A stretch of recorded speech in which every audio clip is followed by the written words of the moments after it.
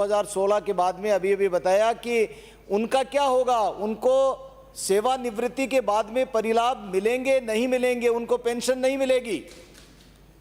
धरना बहुत बड़ा हुआ था, सबने जिक्र किया इस बात का, लेकिन माननीय परिवहन मंत्री जी ने वहां जाकर के जो बातें कही थी मूर्त रूप में अमली जामा पहनाने के लिए कुछ भी उन्होंने आने के बाद में नहीं किया।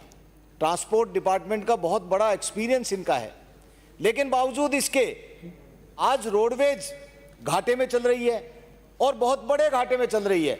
और प्राइवेट ट्रांसपोर्ट ऑपरेटर कोई भी हो, वो 5 बस लेकर के भी अपने परिवार का नहीं बल्कि माला माल हो जाता है, और रोडवेज के अंदर इतना बड़ा बेड़ा होने के बाद में भी। लेकिन इसका कारण क्या है? अभी सभापति महोदय कह रहे थे कि कुछ ऐसे सुझाव भी दो। सुझाव के अंदर जब टायर 2nd ग्रेड का टायर खरीद के 1st ग्रेड का बिल बनेगा तो ये रोडवेज तो घाटे में ही जाएगी। प्राइवेट बस आगे खड़ी है, पूरी सवारी उठा लेगी, उसके बाद में रोडवेज की बस खाली खाली पीछे पीछे जाएगी। चाहे उसके अंदर रोडवेज कर्मचारी का आपस में मेलजोल हो, और चाहे जो परमिट जारी करने वाले लोग हैं, 1-1 मिनट का परमिट जारी होता है, 1 मिनट पहले 2 मिनट पहले, और उसके लिए झगड़े भी होते हैं। तो हमें इस बात को सोचने की आवश्यकता है। आप काफी एक्सपीरियंस आदमी हैं परिवहन मंत्री जी, ये रोडवेज घाटे में क्यों चल रही है? प्राइवेट वाले 5 बस लेकर के भी क्यों लाभ के अंदर आ जाते हैं? और इनकी इतनी दादागिरी प्राइवेट ट्रांसपोर्टर्स की, वो सरकार खत्म नहीं कर सकती है। आपने कह दिया, सरकार ने कह दिया, मुख्यमंत्री जी ने भी घोषणा करी कि इसको सरकारी डिपार्टमेंट बना देंगे, लेकिन उसके बाद में क्या हुआ? आज 3 वर्ष पूरे होने को आ गए हैं। जो बात कहते हो उस बात के ऊपर तो मेरे हिसाब से हम लोगों को खरा उतरना चाहिए। 2014 के बाद में भर्ती नहीं, सरकार स्पष्ट कर दे इस बात को कि राजस्थान रोडवेज को बंद करने वाली है या नहीं है।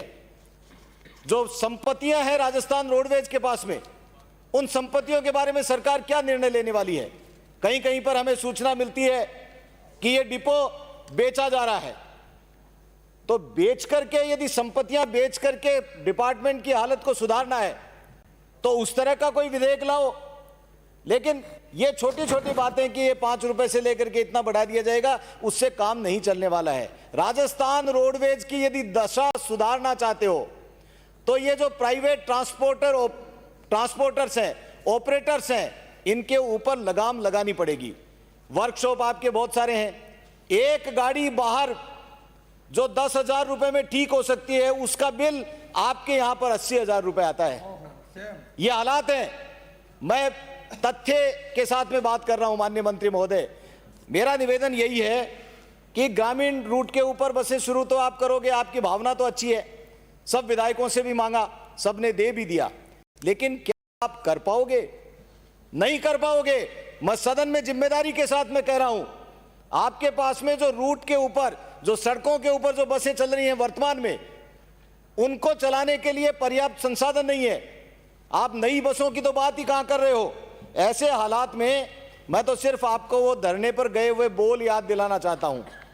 यदि आप जो कहकर के आए थे वो सही मायने में लागू कर देंगे तो प्रताप जी, जितने लोगों ने भी बात कही है, आपके ऊपर जो भरोसा जताया है, सरकार की लोक कल्याणकारी नीति के तहत आपने काम करने की शपथ ली है, तो उसके ऊपर आप चल करके ये बिल जो लेकर के आए हैं, इस बिल के अंदर राजस्थान रोडवेज को कैसे घाटे से उबारा जाए, किस तरह से राजस्थान रोडवेज के कर्मचारी हैं उनको पेंशन मिले, उनको परिलाभ मिले, उनके सुख सुविधाओं के लिए आगे बढ़ करके काम करें। ये बिल ला करके और एक सशक्त बिल लाओ जिससे राजस्थान रोडवेज का घाटा भी पूरा हो सके, और आने वाले समय के अंदर लोक कल्याणकारी सरकार का दायित्व होता है कि वो लोगों के लाभ के लिए अपने लाभ को हटा करके काम करे, घाटा हो भले ही, क्योंकि उसके अंदर आप फ्री के अंदर यात्रा करने की सुविधा भी देते हैं, महिलाओं के लिए भी देते हैं, बेरोजगारों के लिए भी देते हैं, लेकिन फिर भी ये सब करने के बावजूद भी